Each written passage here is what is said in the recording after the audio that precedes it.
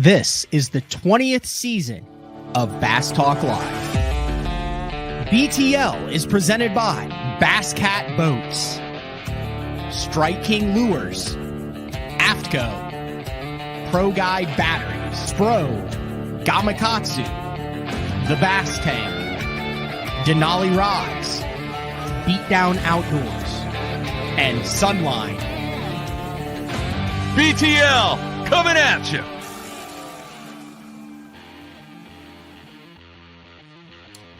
Good morning, and welcome to another exciting edition of BTL Bass Talk Live, where we are going to talk about bass fishing. Big week in the world of, I don't want to say professional bass fishing, but it is a big world of professional bass fishing, but pretty much bass fishing at all levels. It's like, I feel like this kind of, the last week of September and the first 3 weeks of October, a lot of club championships going on, a lot of team series championships going on, a lot of regional championships going on, and this is kind of what you all fish for. You fish for that, like that first like fall crisp in the air where you're fishing for like a boat or 5,000 or 10,000 or the trophy.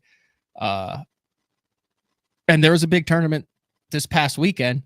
It was actually scheduled for Hartwell, and then it was moved to Lake Martin, which was, I'm curious, like behind the scenes on how that change from Hartwell to Martin went down. Obviously, back-to-back hurricanes there on the East Coast. I was actually watching some of the Weather Channel and some of the aftermath from the hurricane that just ripped through the west coast of Florida, and that is just a bad deal.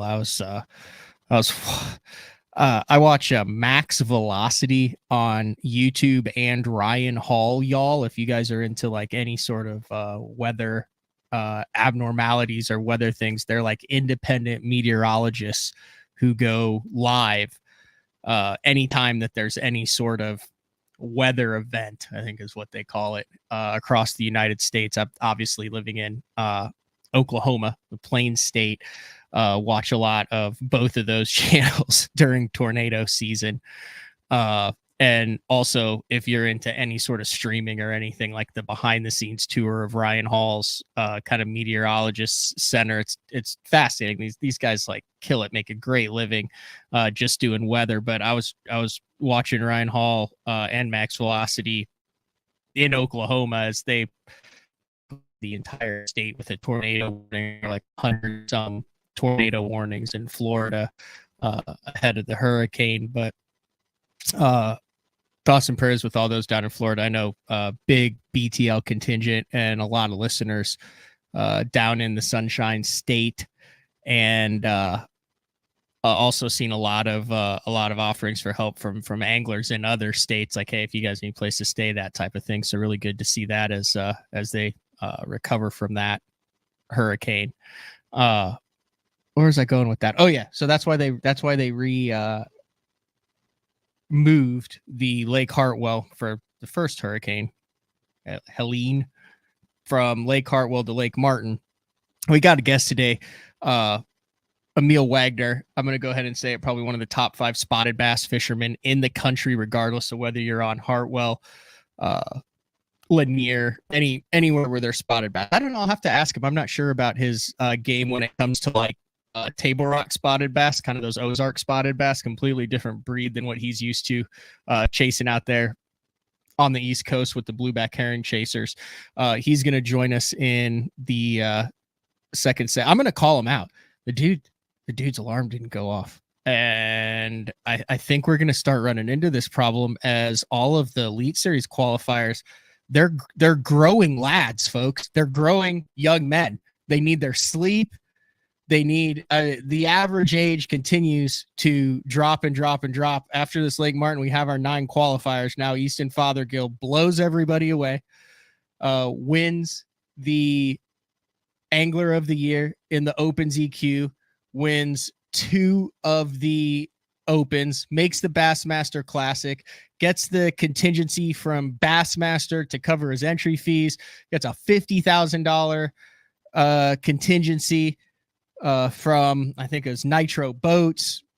He's the defending last year's team series bracket champion for college. I mean, this guy, we had him on the show before. Incredible backstory with him with like the brain aneurysm, and he had to have brain surgery to get it fixed. He's super nice guy, really well liked, almost folk hero status already in that Minnesota area amongst all of his fellow anglers. And he's young. He's a college kid. Cody Meyer, Tucker Smith, Paul Marks, Emil Wagner, today's guest, Andrew Loberg, Dakota Eber. Dakota will be on tomorrow. And then Tucker Smith.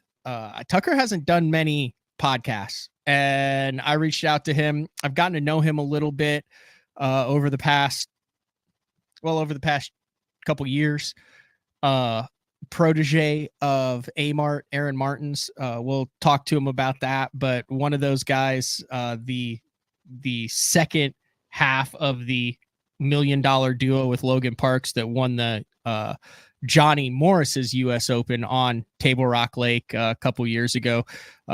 Storied collegiate career there. Bo Browning, Steven's on the BPT. Now Bo is on the Elite Series. I'm trying to think. So we have a lot of father-son duos.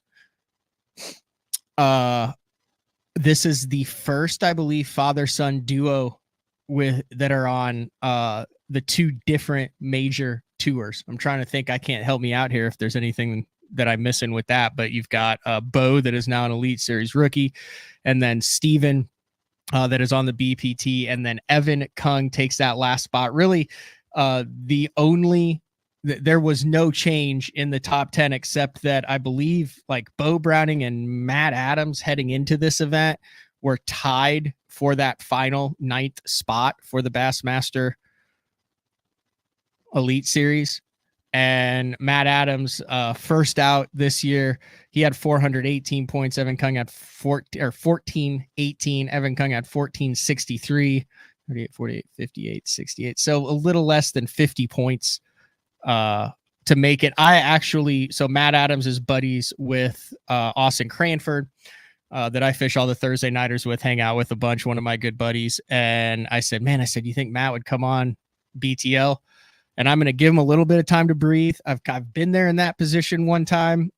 There's a period of time where you probably don't really want to dive into it, but first out after the 9, I think that, and I saw him on the water a couple times this year, seemed like a really good dude, Matt Adams. So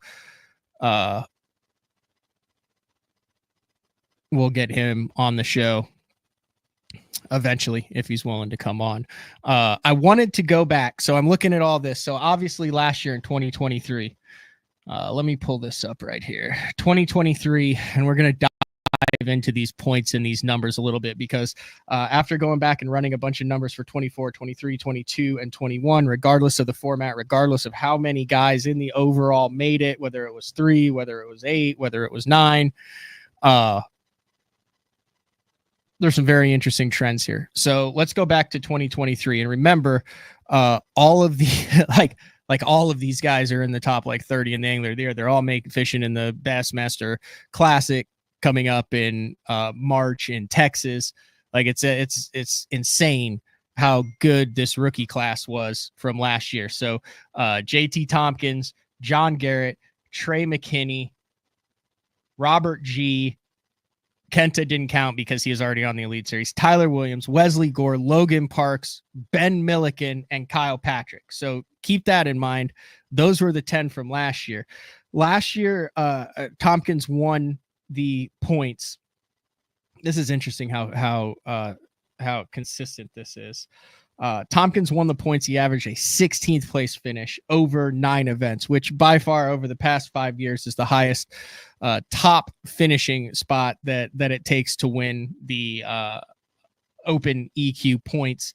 And then it took 42nd place in 2023. So this is last year, the most heralded rookie class in the history of professional bass fishing to make the elites. This year, Easton Fothergill in 2024, it took a 22nd place average to win. Now, this is an average field. Now, there were 120 in the last event because of they changed the venue. You had the hurricanes. It was the end of the year. I was one of those guys that contributed to that number. I didn't fish the last two opens because just statistically, mathematically, of course, I could fish to win to make the classic, but I was out of it for the points. But on average, it was about 190 boat field if you take into account the ones that had 200, 220, 230 boats in it.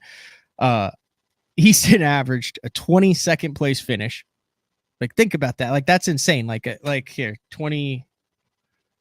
If let's just say it's a 200 boat field.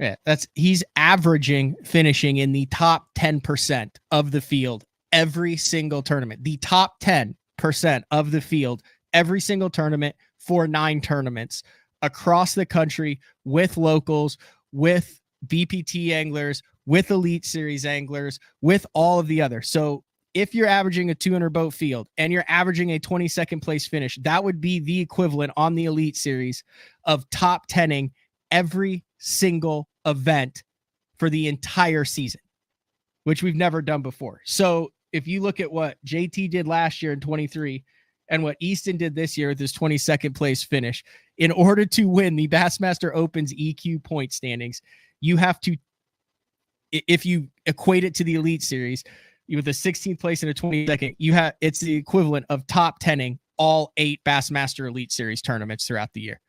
That kind of puts it into perspective when you're talking about how difficult it is to win this. But on the low end, Evan Kung, we run these numbers every single year. I've ran them, and you're like, man, there's 151, and you look at the average finishes, and you're thinking maybe this is the year. Last year was an abnormality because it took Kyle Patrick in 42nd place to make it. Man, that's like a check in every single event. Like, that's not a stumble. That's a 40th place average out of 200 boats. No, that's where it is. That's where it has been. That's where it's going to be for the foreseeable future, as long as they have this format. Well, even in other formats, 38th place Evan Kung, 38th place average for Evan Kung to make the Elite Series this year, averaging a check every single event just to make the Elite Series out of the 200 boat field. So I went back and I said, well, how long is this? 2023 was a freak show year with all these guys, and we saw what they did on the Elite Series. They also brought some drama with them. I don't think we're going to have an issue with that this year with this group. Quite frankly, this is a strong, solid group of very talented anglers. Last year's was too. It's just, like I said, there's been a little bit of drama with the 2023 group, and I think we're going to get back on track with the 24 group. Some of the anglers, like I said, I don't want to put everybody in there, but the 2022, Keith Poche won that. He averaged a 33rd place finish to win the Open EQ points, and then Logan Parks averaged a 50th place finish to make the Bassmaster Elite Series. That had you like way down in the standings for the last 2 years. And then back in 2021, it took a 29th place average finish to win the points and a 41st place average finish to qualify for the Bassmaster Elite Series. So here's the deal. You need to average a top 20 finish, top 20 to 25 finish if you want to win the Open EQ points moving forward. And you have to cash a check in every single event. That could be an 80th and a first. It could be a 60th and a 20th. It just has to average out to have a shot. And then there's no guaranteeing like you wouldn't have made it this year. If you were Matt Adams and average like 40th in every single event, you still wouldn't make it. But that puts you in the stratosphere of making it. So, all right, we're going to take our first break of the show. When we come back, one of those guys who has been through that ringer. He was the AFCO Bass Boot Camp recruit. We had him on a couple times throughout the year. We're going to actually give away. I can't believe I'm doing this because here they are right here, which means I have to mail them out. Also, if you were one of the dudes who won the Sunline card, I've tried emailing you the code and it keeps bouncing back on your email. So email me your phone number and then I can text you that 30% off code. But I am going to mail out for one of the best question for Emil. Dude, AFCO came out with the waterproof gloves. This is a hardcore sell here, but I don't care. This is cool. So I feel like I'm a pretty tough guy, except when it comes to cold hands. And I'm the guy who's like this in the bottom of the boat, whimpering like a puppy anytime it's like under 50 degrees, I say I don't have it. It's not been diagnosed. I think I have that Raynaud's or whatever it is. So cold hands, wet hands, not good for fishing. I love fishing in the cold though. So I do a couple of different things. One is I take those like sports wristbands, and then I'll put one of those chunky sports wristbands right here. And then I'll put a heat pack like right up against the inside of my hand right here. And that like warms the blood in my fingertips. The other thing is I try to avoid when it's cold out. I'm going to get this wrong. Vasoconstrictors. So nicotine and caffeine, which are difficult to avoid for some people maybe. But those like shrink your blood vessels, which allow less blood flow, which makes your hands cold. Like even like right now, I don't know if you can see it, but like my hands turn. Anyway, I've been looking for a great glove. These are new from AFCO this year. It was like 50 degrees this morning. I've gotten them underwater. I haven't had them out in bitter cold yet, but like waterproof, fleece lined. We're going to give away a pack of these large waterproof gloves that I will mail out. Emil doesn't know this yet, but in the second half of the show, I've included a link to BTO. We've done this in the past before. And if you have a good internet signal, good audio, click on that link in the YouTube description in the bio. I'll see you backstage. I'll bring you in and you can chat with me and Emil as we go on into the second half of the show. So BTL on a Monday, Bassmaster opens EQ week. Emil Wagner today, Dakota E-Bear tomorrow, Tucker Smith on Wednesday. It's October 14th, and we'll be back with Emil Wagner right after this. The new Puma STS has been redesigned from the ground up. With the angler, design, function, and performance in mind, nothing on this new offering was compromised, and the only thing carried over from the previous version is the name. Based on the Soft Touch series hull that started with the flagship Jaguar, this new model is nimble and performs incredibly well at all speeds with either a 250 or 300 horsepower engine. Featuring a new 96-inch wide-body footprint, this hull measures out at 20 foot 7 inches in length. Industry-leading design coupled with tournament-winning performance. The Puma STS from Basscat. Feel the rush. This is Gamakatsu's new Nano Alpha line of hooks. If it looks familiar, that's because they are. It's the same shapes and sizes in the round bend and the EWG and in the new Horizon head that you know and love from Gamakatsu, but there are a couple new features with this Nano Alpha, which is this little green label that you see on the packaging. First off, 2 times faster hook penetration. That's because of the Nano Alpha smooth coating on it, and also it is 4 times more corrosion resistant. Check it out, Nano Alpha. I've been using Sunline Shooter for the majority of my career. Millions of dollars made, lots of bass caught, and the gnarly stuff. If you need a abrasion resistant, tough fishing line for the really mean stuff, Sunline Shooter is for you. Beatdown is efficient. Rock solid. 100% American made. This thing is super tough. I mean, this thing is not going anywhere. I've ran the Beatdown double stack from Florida all the way up to New York. And the one thing that I know is when I get to my fishing destination, I never have to worry about issues with my graph mount. Your options are endless with these mounts, but they're steady, they're solid. These are the most reliable mounts on the market, and you can't go wrong with the Beatdown.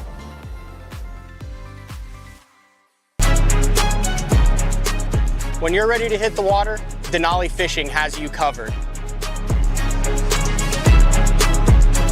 Regardless of your skill level, from beginner all the way up to tournament pro, Denali has rods, reels, and tungsten to get the job done.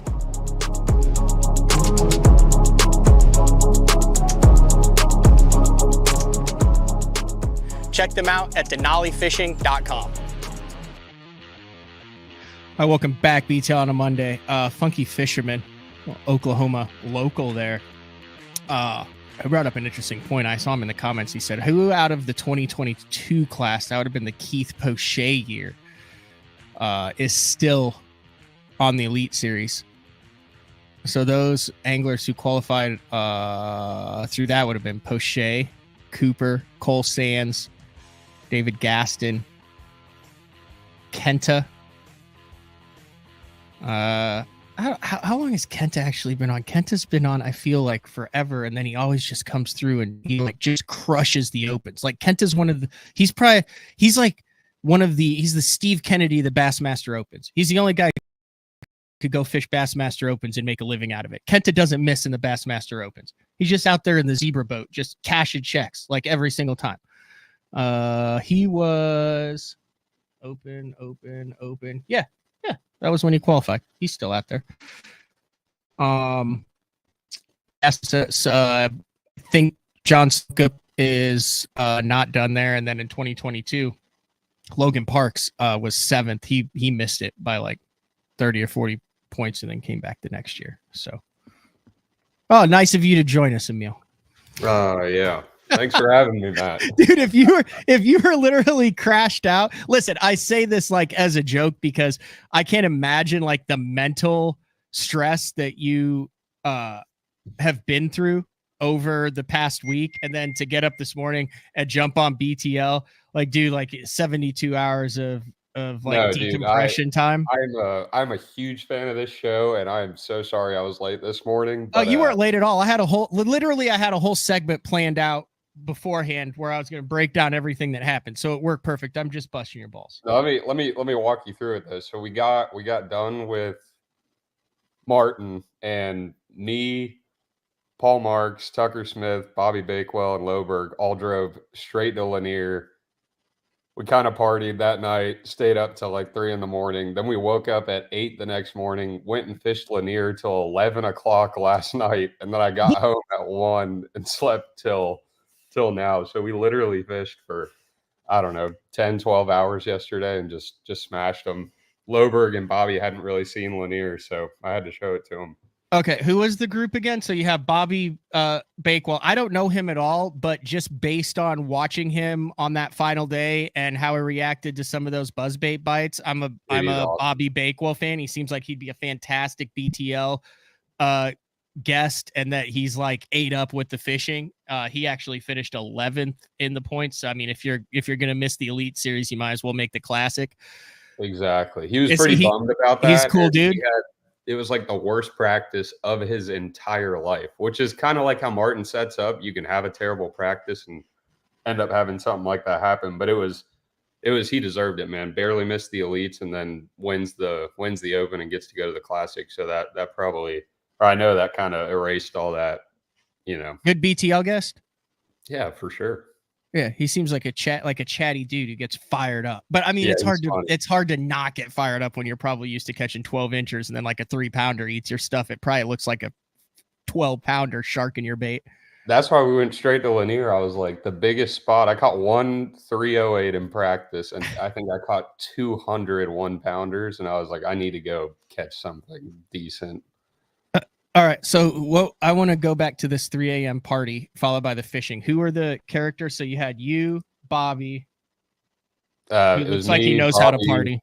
Me, Bobby, Loberg. Loberg, he seems like, I don't know. Does Loberg know how to let loose? He seems like maybe a top button guy. Like he's kind of like, hey guys, like let's make sure we maintain a professional image during this party section. No. I mean, I don't know. We all had a good time. And then who else? Paul, Tucker Smith, some of our girlfriends, a bunch of Paul's family, some of Paul, my friends. Marks. Yeah. I don't know him at all either. Is he's chill? Yeah. Yeah. We went to his place up there by Lanier, and a bunch of my friends, their friends, everyone's friends came. We just had a Tucker good time. Smith. Yeah. He's not even old enough to drink yet, is he? I don't know if he's 20 or 21 or 22. He's got to be. That's a smart answer. He's got. That's a real smart answer. So yeah. So you guys knew then that I was setting up the old. I was setting up the EQ week because I was reaching out to a bunch of the different EQ guys, trying to get the week, especially after like typically it's like, man, who are the 2 or 3 rookies that are going to make an impact this upcoming year? Like who's going to survive?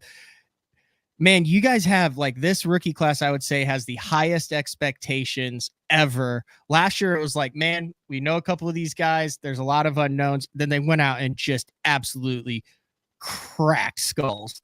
This year, I mean, you look at what Easton's done, your pedigree coming in, Cody Meyer, Tucker Smith, the $1 million man, Loberg's coming from the West Coast, Dakota Eber, the decision that he made, Bo Browning, and then Evan, like by far the highest expectations for a rookie class going into 2025. You're part of it.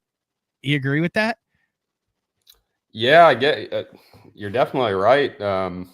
I mean, I'm excited to fish those tournaments and not have the stress of the points. Like, don't get me wrong, you still want to do good, or I mean, you still want to, top 10 every single one, but it's nice to know that, there's only 100 boats and we get at least 2 years. And unless you just have a terrible year, I feel like I'll be more comfortable and you'll just be able to fish. So I definitely expect our class to do good. I mean, those guys are insane. I mean, I feel like I've had a pretty good run, other than that one tournament, and it was still, fifth in the points. And from third to like eighth, there's probably, I don't remember the exact number of points, but it wasn't much at all separating us. But yeah, I mean, those guys are insane. Easton, obviously, I mean, Cody somehow just picks up a Cinco and a chatterbait and just top 10s, top 15s every event. It's unbelievable.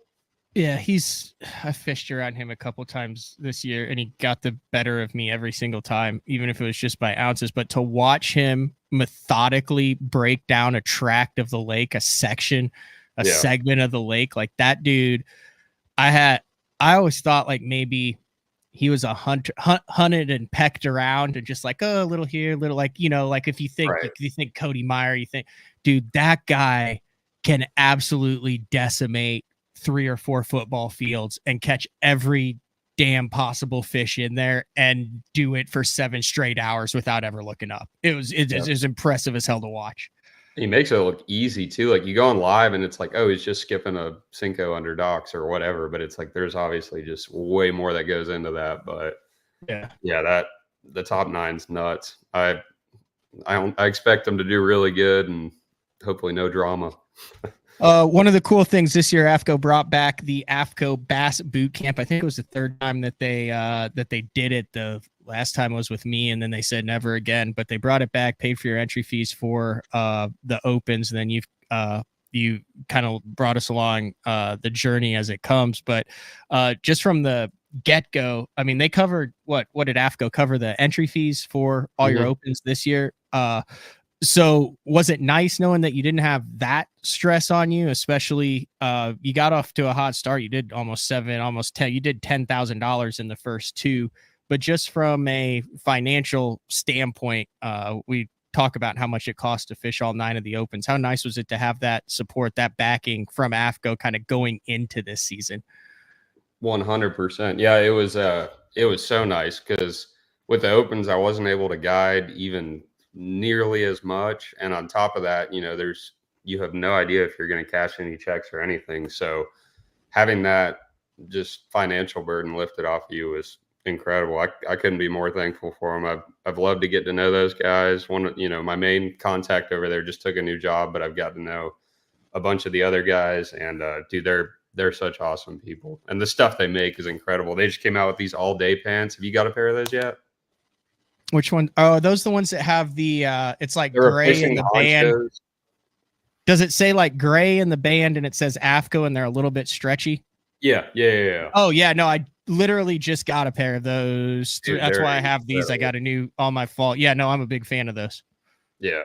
But no, I couldn't be more thankful for that. I mean, it was they had some really good dudes to pick from too, and I'm thankful for the opportunity. we've got 2 of the videos ready to rip. One of them should come out here any day. So it'll be on the AFCO really freshwater and on your on the AFCO freshwater YouTube channel, and then also on the AFCO channel, and then also on your channel. Dude, I just was counting it up. So outside of that, you did 60. You did not win an event this year. You had 2 top 10s. I mean, you also had a 12th, 2 12ths, and 11th, but you had a 7th and a 4th. Dude, you did 63K in the frickin' opens this year, and that doesn't even include incentives. Yeah, it was a good year. That's freaking strong for the opens, dude.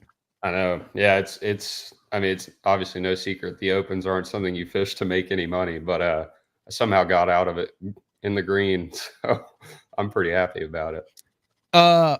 Turnaround time. You know what the Elite Series schedule is next year. Are you still in decompress, holy crap, I made it mode? Or did you, Yes. as this kind of went on, we're kind of like, all right, let's start getting my ducks in the row because this is looking more and more like a reality?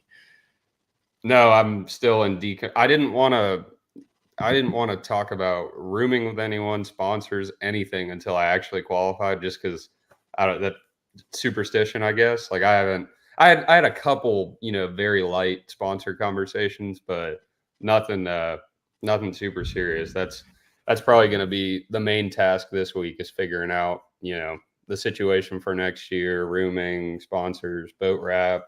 I need to order a boat, all that stuff. So you got, nothing right now. Like you're on the I Elite mean, Series. no, I know nothing. You had a great weekend. You smashed them on Lanier, and now you're on BTL. That's pretty much like that's the scope of your life right now. Yes, 100%. I mean, it's got to feel pretty badass, though. It is. Yeah, we kept talking about it the last night and on the water yesterday. We're just like, dang, we get to do it, and it's only in like what, 3 months, so it's like feels like it should be like a year till we start fishing it, but it's like it's coming up just here in a second. So can we go through each event? I'm very curious on heck yeah, on how this went down. I am just mainly curious on like baits and themes, because you're a spotted bass guy.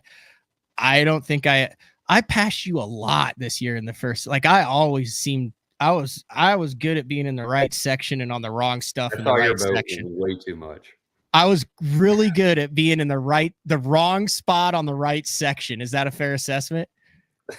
Yeah, I guess so. No, you could say yes. You were on the juice at Okeechobee. I promise you that. Yeah. Let's start, and I'm just curious.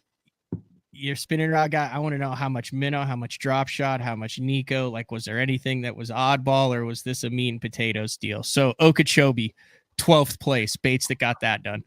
I'm getting a piece of paper just so I can like gather my thoughts. Okay, Okeechobee. Yeah. Let's see. That was 2 days. Yep, you finished 12th. You had 36.9. That was the one where like everybody was in one spot except for a lot of the guys who did good, and then even the guy who won was 50 yards behind me. Yeah, and he set the all-time record off one patch of grass, 50 yards behind me. Yeah, that tournament was unreal. I weighed of the 10 I weighed 4 on a Carolina rig. No, the Carolina rig rears its ugly head. Yeah, dude, they were eating that thing. And 4 on a Carolina rig, 2 or 3 on a glide bait, and then the rest on a minnow. And you were in that damn canal. All right. Minnow. So let's say what, 4 on the minnow? Yeah, probably 3 or 4. Okay, we'll do 4 just for posterity's sake. 4, 8, and then 2 on the glide. There's 10. 24th place, Lake Washita. Dude, I'm looking back at the year now, and that was like your 3rd worst finish of the entire year, 24th. Would never have guessed that. Like, Washita to me is like an Emil Wagner freaking home run lake. Yeah, well, I wish I would have realized it, I guess earlier in practice, but a lot of those big ones over there get in that grass, and I had like 2 or 3 grass spots. The biggest one I lost in the tournament came out of grass, and I weighed probably my 2nd biggest fish out of it. I just didn't have enough good stretches of it, but there's just not many big fish out in those ditches and timber, or I'm sure there is, but man, I checked every, in my opinion, good high percentage ditch in that place, and I had, a couple good ones. That's how I ended up catching them. But the spotted bass are just tiny over there. I weighed in some 2.6, 2.7s, but Yeah, I kind of expected to do a little better in that one too. But then again, in the opens, a 24th, dude, you That's feel like strong, dude. yeah, like I came in with whatever 14 pounds that first day. I was like, oh, I might be in the top 10, and it's like nope, 25th. So Yeah. no, Bait that was wise, of those 10, minnow fish, Berkeley flatnose minnow, I think quarter-ounce jig head, and then one on a Berkeley stunner in the grass. jerk bait. This will be a fun one, all 4 fish at Santee. Yeah, Santee Cooper, 100. Dude, you qualified with ease, and you basically didn't even show up to one of the opens. Yeah. Like you got 11 points at Santee. Dude, I would have never guessed. I hadn't chalked the day or two after that event. I had 100% been like, all right, whatever. We're just going to learn the rest of the year. And then after talking to some friends, they were like, if you just ball out the rest of the year, you can still make it. So I try to keep a positive attitude. But All right, what did those 4 bass come on at one Santee? jerkbait, one drop shot, one wacky worm, another drop shot, 2 drop shot, 1 jerkbait, 1 wacky worm. Then you bounce back with your best finish of the year, Logan Martin. Dude, that was a tricky one. That was real easy to come in with 8 pounds there. That was, you found where the biggest school was chasing bait on the main lake, and it was the biggest main lake flat off of the channel and lived there, right? Yeah, and they really weren't even chasing bait. They were glued to the bottom on a ledge, and then maybe every now and then you'd see them shoot off the ledge and, go into a ball of bait. But it literally felt like I was fishing a ledge on, like, the Tennessee River. But every bass there I caught was on a minnow. So That I all weighed. 15. Yep, I think. Yeah, every single one. No. I weighed one on my second biggest one the last day was on a spook. And I weighed one the second day on a frit side. I started on a shad spawn every day and culled them all out on that ledge except for one. It was about there. Yeah, that was a wild shad spawn that just completely died, like very quickly. Like yeah, I found the best spot for it. I found that last day. I kind of knew about it, but one of my buddies started on it one of the other days, and like the second day I just kind of skipped it. But I found a place with some big ones the last day, and I caught 2 really nice ones. I culled one of them, but I caught one almost 3 pounds. Which is a monster there. 12th place, Eufaula, Oklahoma, another stingy tournament, 27 pounds to finish in 12th. That's like 13 and a half pounds a day. Mm-hmm. That's actually exactly 13 and a half pounds a day to finish 12th. What was that breakdown? Most of those were on a drop shot. Let me think. Let's see, the first day I weighed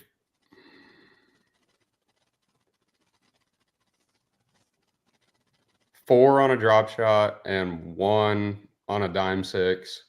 Caught it on with a what? Dime 6 crankbait. Oh, okay. And then the second day, that's when it got real tough. At least for me.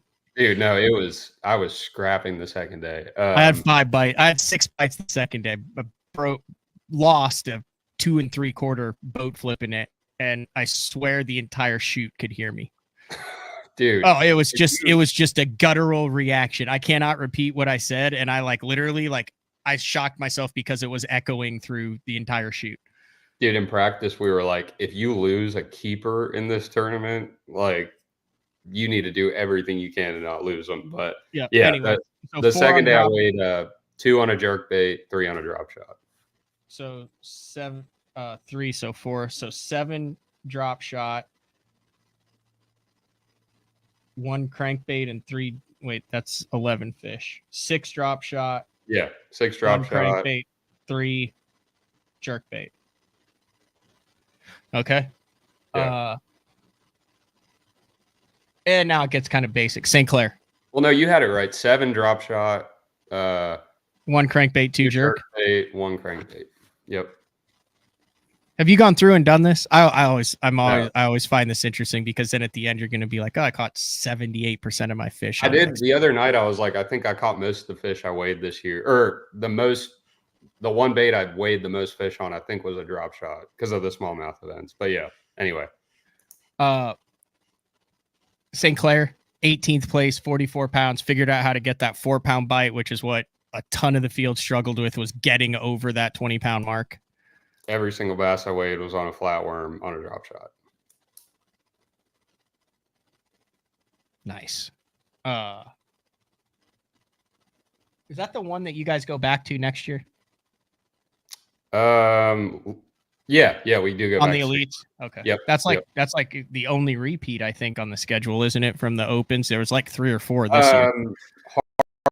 Well, we didn't go to Hartwell, but yeah, never mind. Technically, it was on there. So 10 D shot. Next is 7th on Leech. At this point, like, you had to be licking your chops going to Leech. I would imagine, based on what I saw in practice, it crossed my mind, dude, Emil's gonna absolutely decimate him on this pond. Dude, yeah, but you saw, and you did really good, but you saw how sketchy that smallmouth deal was, I'm sure. I went up there in pre-practice, and it was, I don't really pre-practice much, but it was getting, the points were tight. I was like, I've never seen this place. It's massive. I got to go up there. And, dude, it was hard to catch a limit without all the boats out there, like really hard, of smallmouth. The frog fishing was the best I've ever seen in my entire life. Really? Yes. And in the tournament, it sucked. In practice for the tournament and in pre-practice, unbelievable. You catch 50 a day on a frog. But your best 5 would have weighed, 17 pounds on a good day. Which still would have been a solid finish, but yeah. Every bass the first day, flatworm, drop shot, so that's 5. And then the second day I weighed, let me see here. 1 on the drop shot. I weighed 1 punching, and I weighed 3 on a minnow. All right. And that was a 7th place finish there. Dude, those things never gave up either. That was insane how hard. Like, when you hooked one, I knew I was in for 3.5 to 5 minutes. Unbelievable. It was, and I kind of just horsed them in instead of letting them fight a bunch, and I only lost 1. So I think I kind of started doing that at St. Clair, and I don't know, it seemed to help. Instead of just letting them go crazy forever and doing all the weird stuff with your rod, I would just set the hook and reel them in as fast as I could. What line were you using? 10-pound fluoro. Just on 8-pound cranking. braid. Just cranking. Lacrosse, 11th place. I mean, this is where it's real. Like, you're in. All you have to do, I mean, I don't want to use the term coast, but you just got to coast to the finish here. It's a get to the weigh-in with 5 fish, and you're in the Elite Series. Did you realize that going into lacrosse, that like, hey, the wheels are on the bus? The next one, yeah, because I was like, but at the same time, Mississippi River is so sketchy. I was horrified of that one, but yeah, with what I thought. What do you mean, like horrified? Like, no clue how, like, where to go, how to fish? No, I had like, what was your plan, but it's just like, I was terrified till the 4th day of practice. I figured out what I was going to do, and I felt really good. But I went there in pre-practice too, and I found some sand drops down in the bottom of pool 8 and the top of pool 9 where I could smash smallmouth, and literally every spot I found in pre-practice that had a school on it, not one of them had them on it in practice. So I was like, well, pre-practice just ruined my first 2 days of practice. I was like, now I got to go figure something else out. And no, I ended up finding a deal in the Black River. I burned 4 gallons of gas in 2 days. And I weighed 3 on a chatterbait and 7 on a drop shot.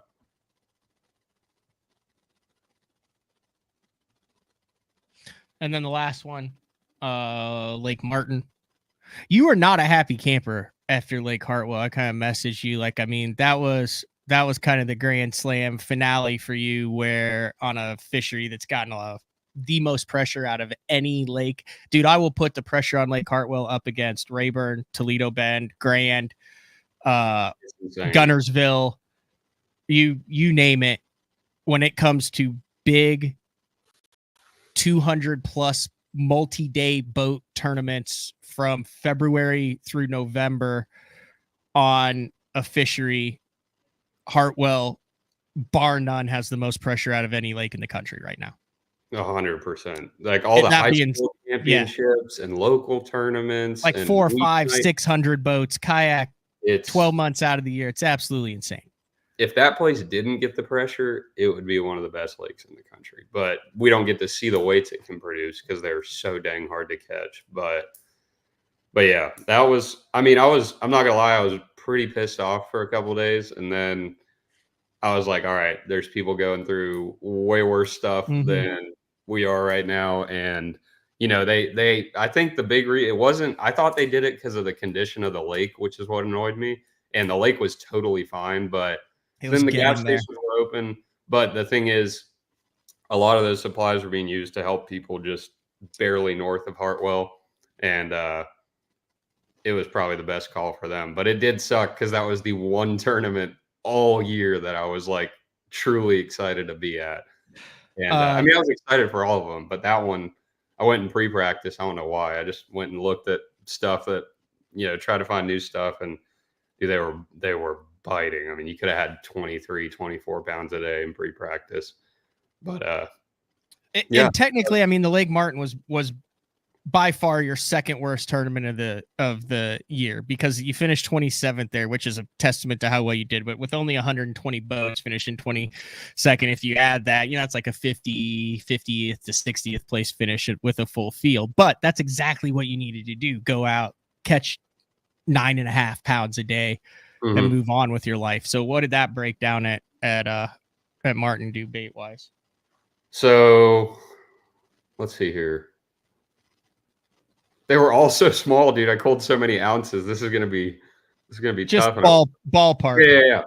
Yeah.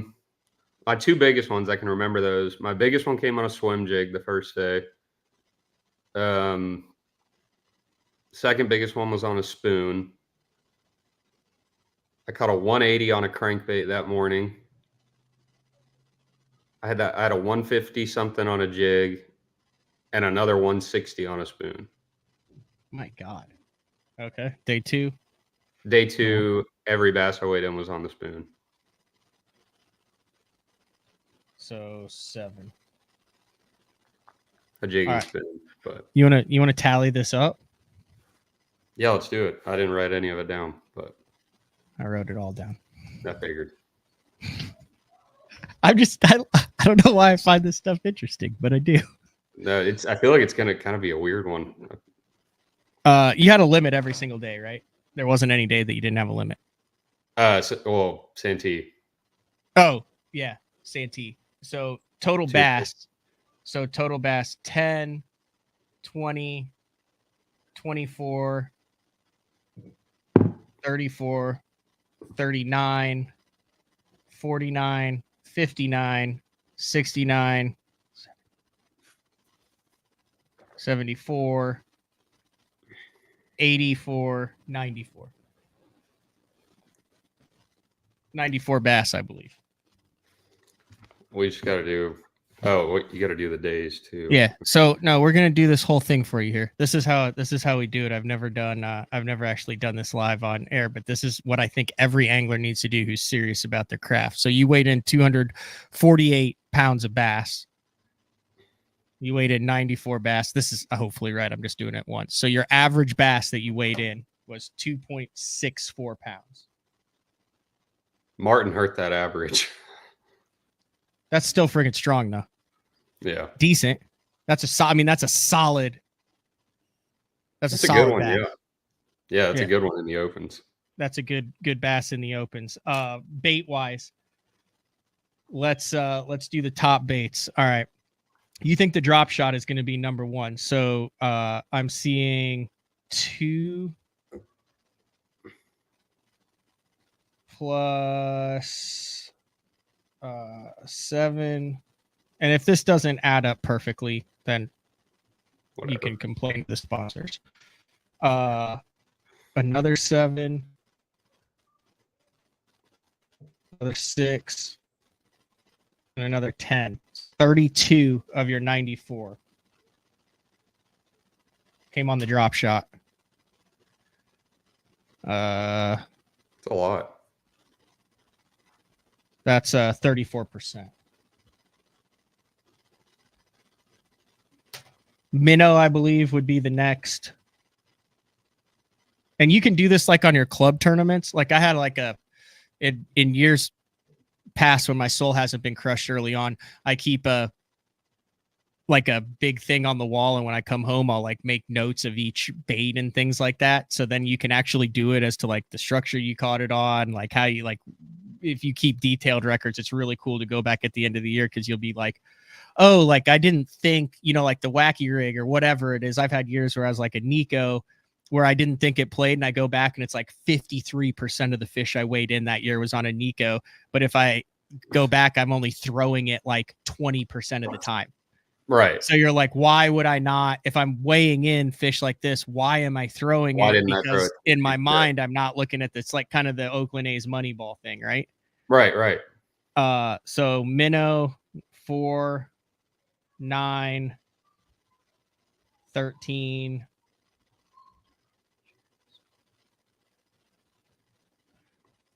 29 minnow fish.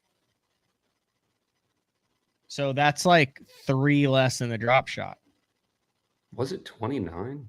Yeah, you had 4, 9.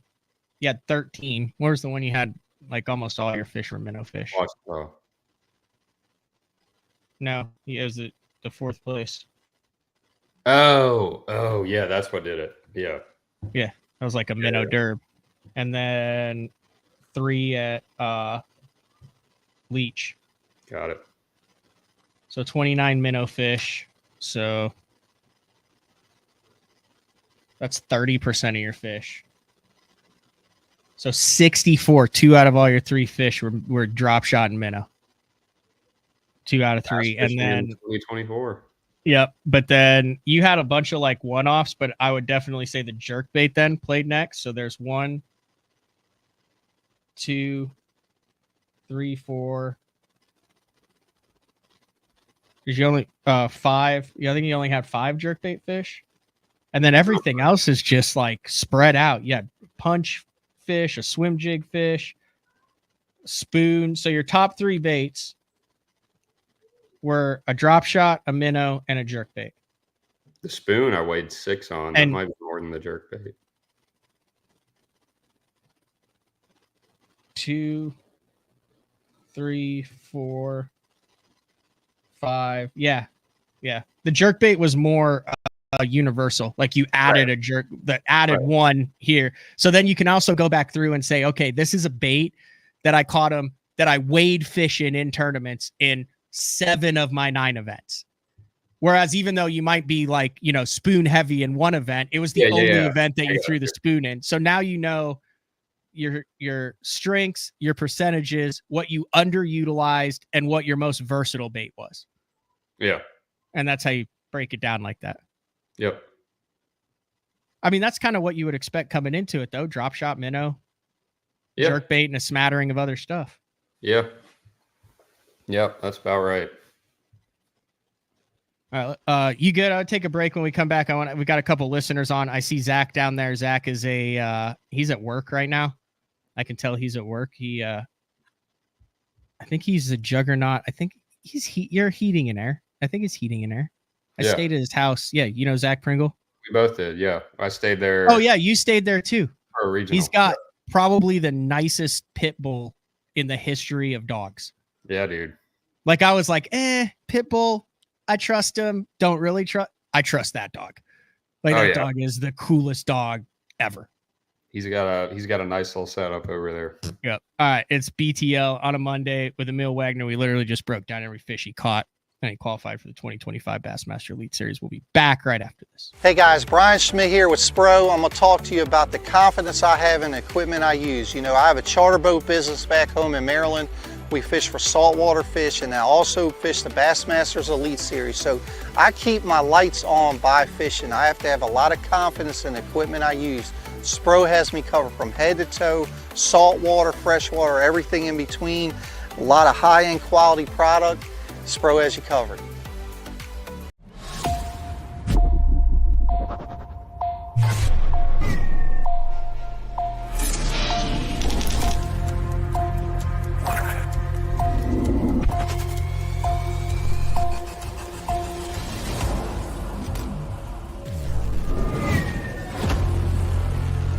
Everything you need, one legendary brand. Top on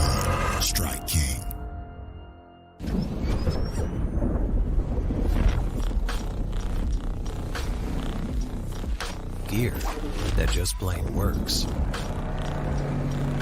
Cast after cast after cast.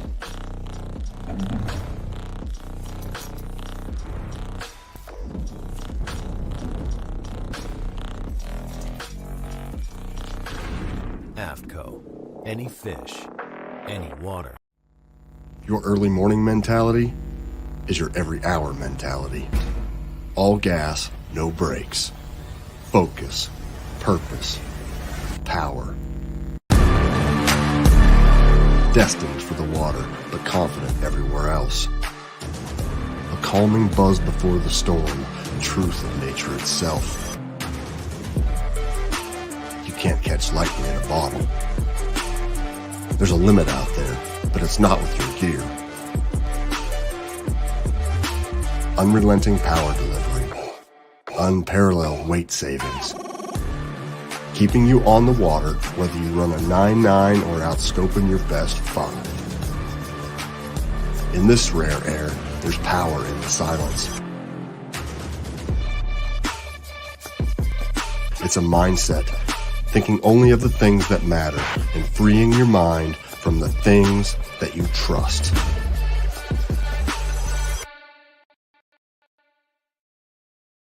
Get the best patterns backed by tournament data. Start by finding the best 10% of your lake. Know exactly what to look for and what to throw. After that, just put them in the boat. Try the Deep Dive app today. Get that beat. Omnia Pro gives you the confidence to eliminate dead water on thousands of lakes across the U.S. Exclusively through Omnia, utilize our map layers containing critical real-time satellite information to see water temperature, water clarity, and important weather data all in one place, along with 1-foot contours for navionics and detailed CMAP social mapping.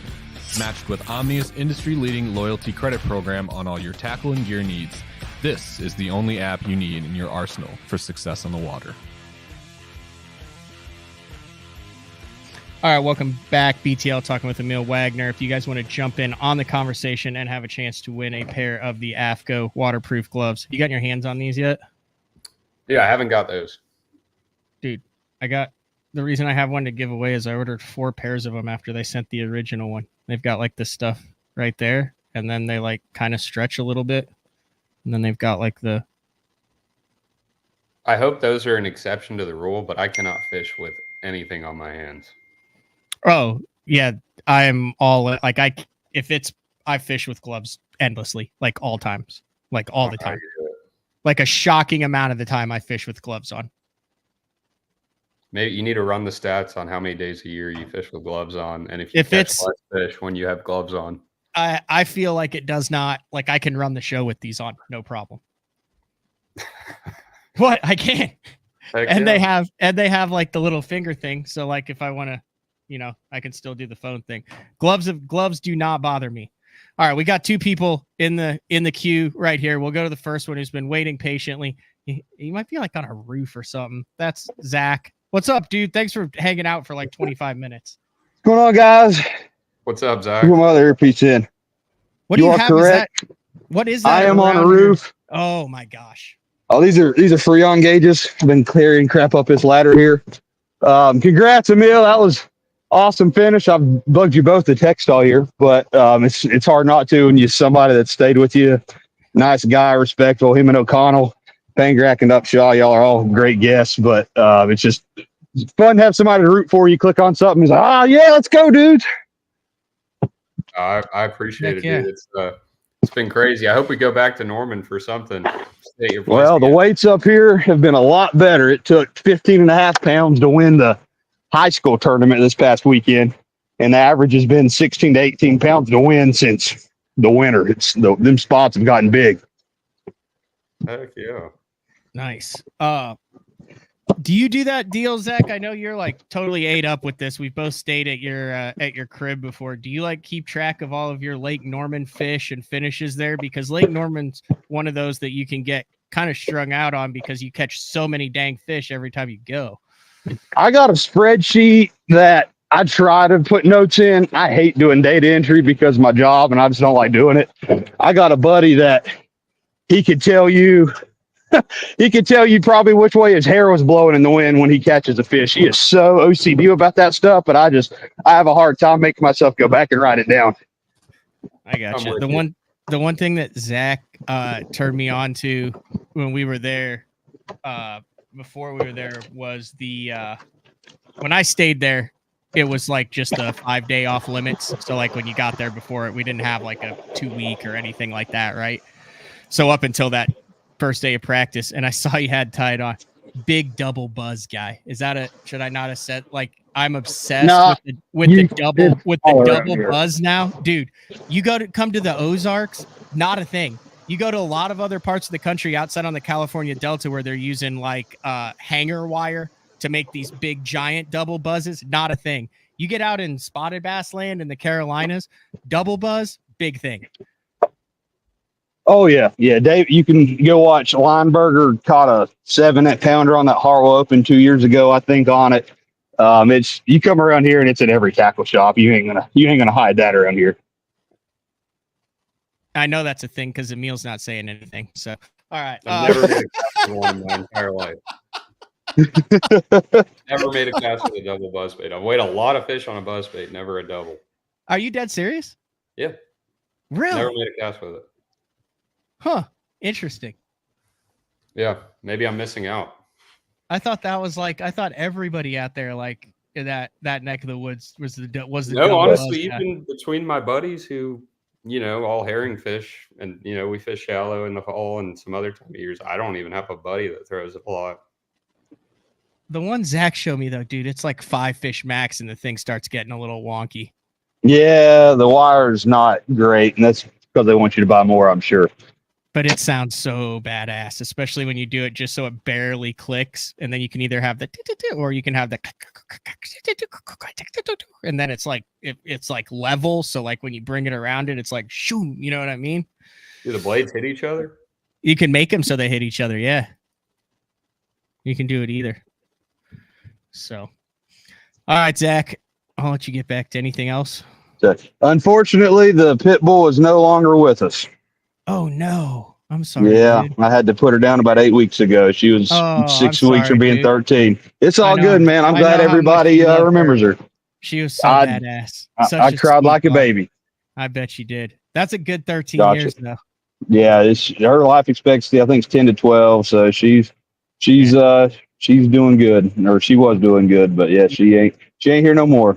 You took good care of her. I appreciate that. But yeah, good. Can we ask one juicy question for Emil? You don't have to answer if you don't want to, but something just to get some info out of the channel. Hell yeah. You good for it, Emil? Yeah, fire away. When you're out there and you're throwing your Demiki, and you pull up on whether it's a brush pile, singles, whatever you're looking at, you already know that they're coming up off the bottom pretty good that day. They're not eating on the bottom. You're throwing a Demiki at them. What are you looking for criteria-wise to identify if you're trying to land that bait slightly past them, in front of them, or on their head on a brush pile, or if they're out there solo?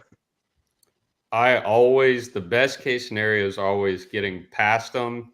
It's hard to do perfectly every time, but the best case is getting the bait past them and bringing it over their head just far enough to where they can see it. So like say your water clarity is 5 foot. If you can throw that bait, say 10 feet past the fish and bring it 5 feet over his head, that's always the most ideal. But that's mostly with largemouth. With spots, it's a lot more just reaction oriented, so you can land right on their head. But I'd say if you had to pick one day in and day out, past them and then bring it far enough above their head to where it doesn't spook them. Got it. Dude, that was a good question, Zach. That was a good question. I was supposed to be able to practice with him half a day for the Hartwell Open. He told me I could go out there as a co on that last day, and it got changed around, so I didn't get to go bug him with a gazillion questions for 3 hours. Oh, Zach's good luck. I wasn't. They went to Martin instead. That was bad luck. I hear good luck for me. Didn't miss out, I promise. I appreciate it. But yeah, man, good luck. Congrats on making it. It's awesome to see the nice guys get ahead and stuff for a change. But We root for you next year. Y'all have a good day. Appreciate it, guys. All right, Thank see you, ya. Zach. I appreciate it. I didn't know the Pity had passed away. I didn't either. I feel bad. No, we were saying good things about the dog. I know it was one of my favorite dogs. Yeah. All right, I think our next guest too. We'll bring him in. Hella Bass. What's up, Rich? What's going on, guys? What up, Good. Rich? How's Vegas? I don't know. Plants and hotel rooms all look the same no matter where you are. Work trip. For a second there, when I saw you out there, I was like, "Oh, the man jumped in the U.S. Open. That's a bold move." That'd be way cooler. Like maybe I could have tried to fish at the AAA while I was out there, but Dude, I did. Like, I challenged. I had I did that show where they were looking for him for the Lake Mead Open, and I was like, "Hey, like, this is a great opportunity. If you sign up and fly out there, like." And it started the next week. Like, let me know. I'd love to hear about it. And this dude was like, yeah, I heard about it on BTL. I signed up for it. He had like 2 great draws. He had big bass. He finished in the top 10. He made money, like the whole thing. Like, yeah, all sorts of prestige and prizes and stuff just for going out there and fishing on the AAA side. So it's going on right now. Like the U.S. Open on Mojave is going on right now. Look at that, Rich, with the double buzz. Now that one has the floats on it. yeah, there was a company that made these, I don't know, high rollers or something they were called back in the day up in Minnesota. They put the little foam floats on them. And that way you can just real slow creep it. Yeah. Now we just put buzz toads on them and then they go slow. So I can't tell whether Emil's just like stop talking about the double buzz. No, I swear I don't care. If I ever, I won't lie about anything. I'll just say I don't want to answer. I don't throw. How has that not come across your radar? Nobody really throws it around here that I know of. I mean, I thought everybody threw it out there. Well, Lanier, the spots are so freaking big. Yeah, that's a fair point. If I think if I lived more in the like that North Carolina-ish region, maybe South Carolina, but no, I mean it's not that far away though. I know. I don't know. I just don't throw it. If I'm fishing shallow, it's just a single blade for me. But the spots Lanier spots will crush a single blade. Yes. Or I'm usually when I'm throwing it, I'm trying to catch a big largemouth, but you'll catch spots on it too. Huh. I remember last year I caught a 7-pounder in my first fish in a local tournament on a buzzbait. Do you throw the double buzz, Rich, or are you just a guy who has every tackle piece known to man under the sun so you could just pull it out? I don't think I've thrown it in 20 years. Really? I'm the only one here who actually throws the double buzz at times. Picasso makes one that is like a 747 aircraft carrier. Have you guys seen it? I'm in the stage of my life where I'm trying to pare down my tackle and not add to it. Picasso makes one that's like maybe an ounce and a half. The blades are massive. It's let me see if they got it. I feel like a double buzz is harder to skip under cables on a Grand Lake than a single buzz. Yeah, 100%. Here's Picasso. I gotta show you guys this.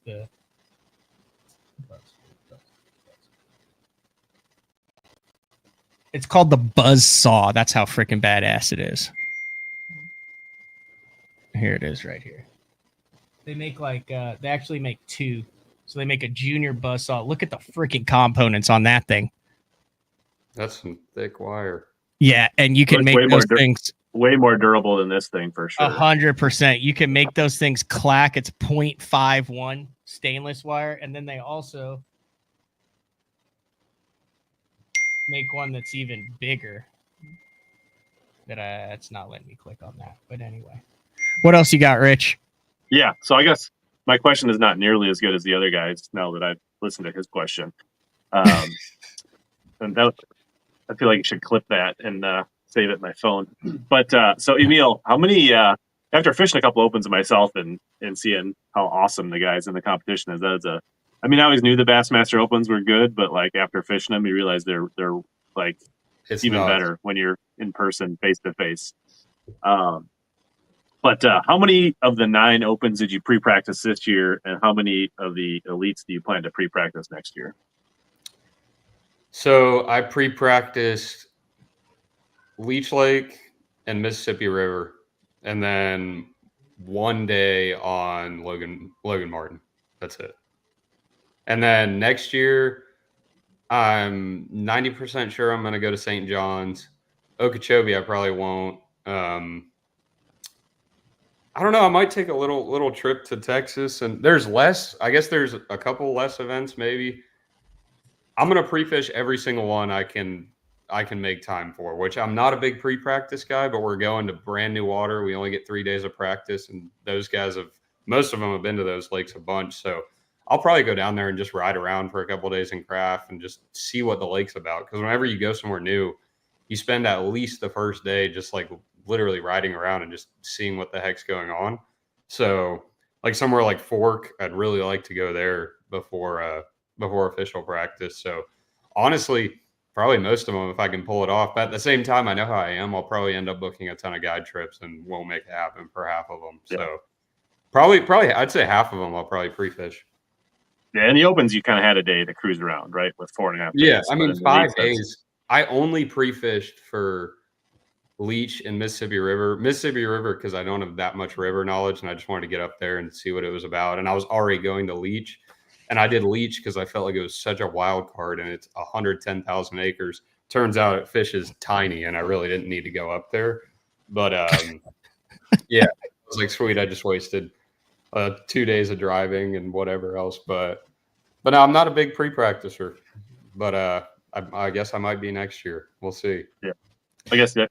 My Uncle Marty said you were his favorite draw. He learned the most fishing with you on the Mississippi River. Dude, we had a blast. I had 2 awesome draws on the Mississippi River. I drew Daryl Gleason's, I think, travel partner, like one of his, they do the Toyota booth together. But yeah, dude, we had a great time. And he said, so I know there's a lot of controversy out here about elite rookies being shady and these open guys.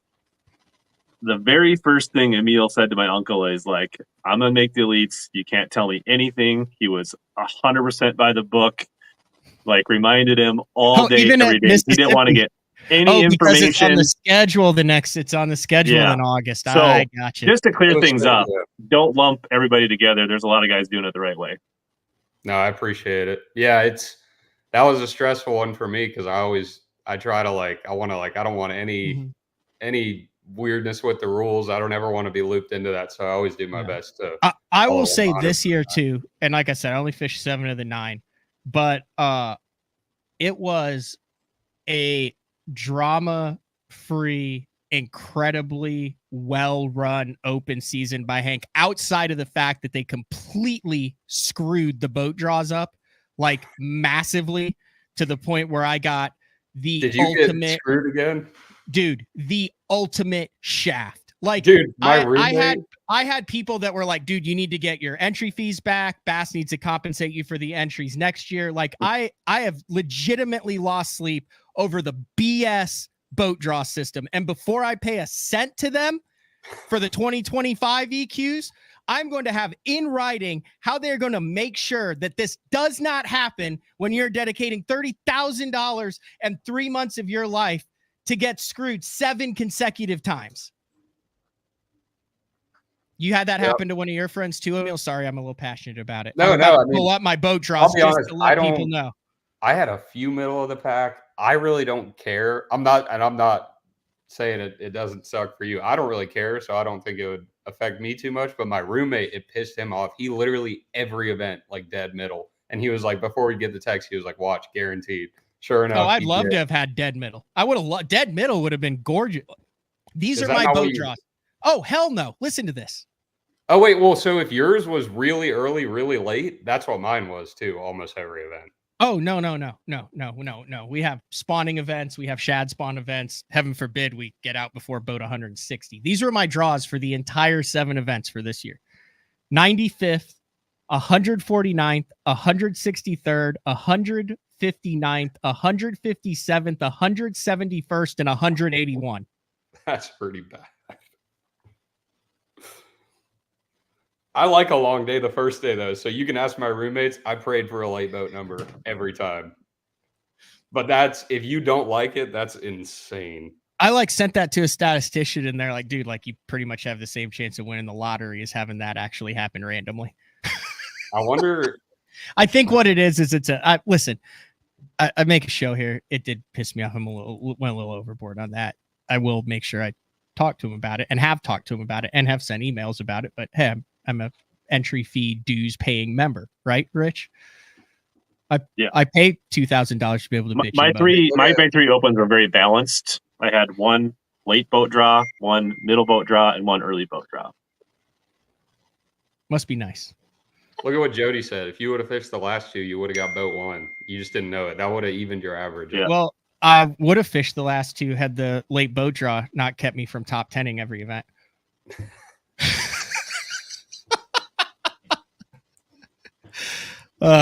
Rich and I get to fish. You just didn't take advantage of those long days that you were given on day one, and you just weren't in the right mental place, Matt. I did throw some. It was kind of comical. Andrew Upshaw was always trying to record me when the text started coming through, because I would typically was in the boat, and typically things left the boat that were in the boat when my number finally came through. Well, dude, the super early boat draws, if anything, stress me out, because then I feel like if you don't catch one like the first hour, you wasted that early boat draw, and then you're like playing catch up the rest of the day. The late boat draw, you're just like cruising. See, I'm a little different here. Like, I mean, the problem is, like, I don't know, I had a couple of times where you roll up and, you know, guys have already established themselves. They've been there for an hour. Now you're trying to work the way in. Then if you start there the next day, then it's just and then, you know, you miss a shad spawn on the first day. Everything that's easy gets plucked. It's just a mental thing. That's a mental toughness that I need to work on. 100%. Like, I mean, you take a guy like Emil, he's like, I don't give a damn. Just put me on the water. I'm going to catch him. You know, whether I get out there at 7:30 or 8:30. You kind of get to ride down the lake and just see what's going on too. Like what's getting hammered, what's open. Like, I don't know. Yeah. You get a little feel for it. But I mean, I pretty much just drove down the lake and watched Emil freaking on the side of the boat trying to land him on a spinning rod every time I drove past him for the entire year. Whatever. Where did I see you? I saw you in Florida. Yep. Like, this is serious. I saw you at Ouachita. You're in a pretty good ditch. I did not realize until 3 hours left on day 2 that all those big ones were up in that. Yeah, you were out there like where it meets almost the main river. Like, yeah. I think most of the big ones in there were like where it starts to neck down. Yeah, I was fully aware that in the last 3 hours there of the second day there. That's a bad move there. Saw you at Santee in some pocket. I don't remember. So there's 1, 2, yes, Santee. 100%. That was where we were down at the end, and I could tell that you were not enjoying life. No, we were both not enjoying it. We did not see each other. I definitely saw you at Logan Martin multiple times. You were fishing that saddle down in between the island that had the rock and the 12 with the drop off on the back, and then you were fishing the big main lake deal. I mean, just put the waypoint on here. Oh. No, I'm messing with you. I don't care. There's a lot of saddles on that lake. No, there's like one on the lower end. Oh, sorry. No, I don't care. Did I see you on Eufaula in Oklahoma? I spent most of my time in the chute there. The chute.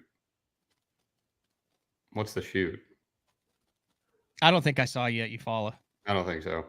I was down south all the time. I saw you on Leech a couple different times, but not where I was fishing. I had to drive past you multiple times on Leech. Yep, right on that corner. That's where I fished like probably 3/4 of the because I remember I drove past and I was like, son of a gun, that guy figured him out there. Because to me, that was like very. Dude, there was one rock on that place. Yep. That was unbelievable. And if people would have left it alone for more than 30 minutes, which the second day I pulled up there and there wasn't a boat on that place, which it had like 20 all around it the whole time. I pulled up on that rock and I caught a 4.5, a 5, missed one and lost one in 4 casts, and they were just littered. But yeah, that place is pretty good. What'd you do at Leech, Rich? Did you go largie fishing? I spent most of my practice looking for smallmouth, not dialing them in, getting frustrated, and then spent the morning of each tournament not catching smallmouth, and then falling back on largemouth to scratch out a limit each day. But can I ask you a quick question about? I need to ask you a quick question. I don't know. 6 months ago, hold on. I'm gonna pull up your YouTube channel here. Hella Bass. So right before practice started for this event, Emil, you're gonna enjoy this. Right before practice started for the event, this is like 3 days before we go to Leech. And Rich, is Minnesota tournament angler. Rich drops this video. And I don't have my premium on here, so hold on a second. Talk where else ad revenue pays the same. He drops 90 minutes of big bass, amazing Leech Lake bass fishing. and it is just 90 minutes of Rich in the salad, just cast, catch, count, and mount. And he like literally... So I call my buddy and I'm like, well, I guess we know Rich is going to be smallmouth fishing for this derby. Was that just a drop to try to get views since it was like coming up? Was that a drop to try to get people up into the grass away from the smallmouth? Like most people right before a tournament they're fishing don't drop 90 minutes of them just hosing them on a lake that no one else has been to. Yeah, it was more for channel sake. Okay. I mean, I did know that, like, I knew the tournament was going to be won on smallmouth. I mean, I was 90% sure it was going to be Easton that was going to do it. But, yeah, it was more just, and it was funny, like, one of the days I pulled up and Patrick Cookins was like, hey, I enjoyed your video. I watched it on the way back from New York while I was driving. But, yeah, like a lot of the videos that I used to do, because I haven't filmed in a couple of years, like if we go back to a fishery, I go in and make it private once the schedule comes out. Like, I'm cool. I don't, because the only people that are going to go back and watch that are guys that are going to try to figure out, like hell, if Pangrat can catch him here, maybe I need to watch that. So, I don't live in a world of paranoia. I just figure you got to find him in the present. So, oh, welcome to my world, Rich. All right. How do you do? Frog bite was fun. Yeah. Gosh, it did. It definitely, the pressure. I mean, I kind of figured the largemouth were going to get weird, and they got weird real fast with the pressure. But it was like the last day of practice, you could catch them really good on it. So I think it was either that storm or something, because it was. I almost didn't even feel like it was pressure, but I could be wrong. I do know my buddy Drew. I can say it. James Niggemeyer, and was like at the night before. I was like, freaking perfect. Like you're fishing as a like. James isn't going to be floating around the middle. Like he's going to be up there fishing for green ones, and calls James and he's like, yeah, whatever. And I think James had like 2 or 3 fish the whole day. And he told my buddy was like, dude, like I was getting like 30, like catching as many as you want, like keepers. He's like, I have no idea what happened. He said it was like the most massive shutdown you've ever seen, which Rich, I mean, that typically doesn't happen in northern strains, does it? Not often. Not especially in the summer. Like sometimes you get that weird period, early September, where we have that transition and the fish you get that first cool night and the fish kind of start moving and scattering, but then it kind of picks back up. So it is pretty. I mean, it happens everywhere. But yeah, it's that like them fish usually are super angry. Like I think sometimes when the ice skims, you can catch them on a frog up there. Like they eat. I don't know if you noticed this, Emil. And if you watch that video that I put out, not shameless plug, but like they eat frogs different there. Oh, like 100%. They don't slurp them. They like come over the top like a killer whale trying to eat a baby seal. Most of the time is when they eat it. It's insane. Different, completely different than how they eat frogs in most other places. It's like, and the weird thing is, you don't see frogs anywhere. So it's almost like they're like, oh, there's a frog. I have to eat that thing. I never got within a half mile of the bank in 6 days. Yeah, I just had it as a backup because the smallmouth were so sketchy. But literally riding out the first day that morning, it was either turn into what's that bay right there by the ramp with all the largemouth? Steamboat. Yeah. Yeah, it was either going to Steamboat where I was catching most of them or go smallmouth fishing. And I was 50-50 that morning. And I was like, screw it. Have some balls, go for the smallmouth. And I caught a limit in an hour, which was... You caught a limit in an hour? The most unexpected thing of my life. But why did more people not go through that little canal, Rich? Like every day that they took out, which I was boat 160, everyone goes like around Steamboat and stuff. And I just went like idled through that little canal. It takes I was like, longer. oh, this is it does? I was gonna say I think it does because I passed some Unless guys. it's really windy, it takes longer to go through that Roosevelt Canal. No, I thought it was handy. I thought it was a lovely. You just kind of set the pace for the day. You're idling through that little. I mean, if you're sucker, about the sun's 195, you might as rising. well just take the leisurely ride through the canal. But That's what I did. Here's what I'm going to do. I'm going to send Zach a pair of gloves, and then since I got 3, Rich, I'll bring you. I'll bring your pair to Grand. is it going to be cold? Am I going to need them? Yeah, it's going to be cold. Have you seen the forecast? No. Extended forecast. It's going to be just grow a beard, Tanger. You'll be fine. Your hands will be warm. Just grow I a beard. tried doing that. It just looks Amish. Right? After Right, 3 Emil? weeks. Like your hands will get cold if you got a beard. Like Heck yeah. The only thing that screws, if you get the worst is if you're on a cold, rainy day. That is the one conditions I hate bass fishing. that was yesterday. Yeah, we're talking Cold upper 40s rain in the is morning. Miserable. Nice. Upper 40s in the morning. Yeah, it's gonna be cold here this week. It's like the lows are like low 40s every day for the next few days. We're finally gonna get a fall. All right, Rich, I'm gonna let you bounce. I'll get some work done. Thanks, guys. All right, Good see luck, ya. Emil. Congratulations. Sure. Spending it Appreciate earlier. it. All right. Thank you. All right, I'll let you go too, Emil. This has been a good show. Absolutely. Okay, so 2025, like, what are you looking for sponsor wise? Do you have any idea? Has anyone stepped up? Is there any leads? Like, when does that whole process start? Does that start like as soon as you're done with this show? Yeah. Like I said, I'd had some very light conversations about it, just making sure we were still good, nothing specifically, but I'm pretty sure everyone on my boat, which covers most of everything, is going to be with me next year. So hopefully just strengthening all those deals and, figuring out what they want out of me next year, hopefully do more stuff on the media side of things. And just strengthening those relationships. I like sticking with people that, help me out. So I'm not looking to bounce around too much by any means, but big one, I got to figure out the boat deal and I guess just contract renewal for next year. One of them, I'll be with Waterland for a while. I already know that. And that's set in stone. And, just need to make some calls and see what's going on. You did mention the guiding thing. You can put people on the biggest spotted bass of their life. You can also do educational trips, all sorts of stuff. We've talked about it in past shows. If people are interested in getting in the boat with you this late fall and winter, what's their best means to get a hold of you? Yeah.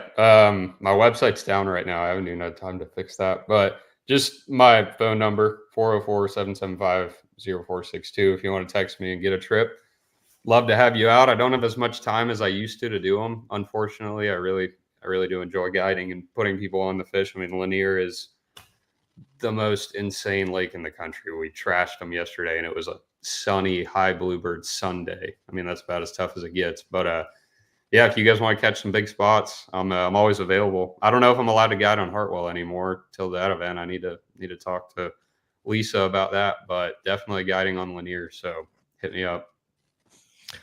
All right, there you go. Congratulations. 32% or 34% drop shot fish, 30% minnow fish. 2 out of 3 on either of those to get the job done in the Bassmaster Open EQs in 2024, and will take your talents to the Bassmaster Elite Series in 2025. Emil Wagner, thank you for jumping on BTL. Yep, anytime. Seriously, I'll come on anytime you want, and I will not be late next time, I promise. You weren't late. It worked out absolutely perfect. I know. If I was genuinely upset, I wouldn't have said anything. I'm very passive aggressive. Got it. Noted. Yeah. All right. Thanks, Matt. All right. The one and only Emil Wagner. Very, very talented angler. A lot of the guys in the industry thought he would be in the top. If you go back in like February, whatever, once the list came out, Clark Ream and I sat down and we did a comprehensive opens show where we picked what was going to win each one, how much weight was going to win it. And I love going back and looking at those things. But I will say we did have Cody Meyer. We did have Tucker Smith. We did have Andrew Loberg. We did have Dakota Ebear. We had over half of the guys who actually made it were on our Fab Five, the 5 guys that we each picked to make it. So congratulations. Easton Fothergill, one of the most dominating seasons in open history, the best season in the history as far as wins and top finishes. The last 2 years have just been absolutely insane. So a little bit different show. So tomorrow, 8:30 a.m., Dakota E-Bear is on. It will be a recorded show tonight. I do have to record that show tonight because the man is like, dude, I want to do BTL. I got to get in a deer stand sometime. I said, all right, we'll knock out a recorded show. I didn't want to go on top of a couple other live streams that typically happen on a Monday night. So that'll be tomorrow. And then Wednesday, Tucker Smith doesn't do a ton of podcasts, a ton of shows. Very interested in talking to Tucker as he is introduced to the Bassmaster Elite Series in 2025 after a third place finish. So, all right, that is all we have for today. Thanks for everybody for tuning in. Thanks for Hellabass for calling in. Thanks to Emil. Talk to everybody tomorrow. See ya.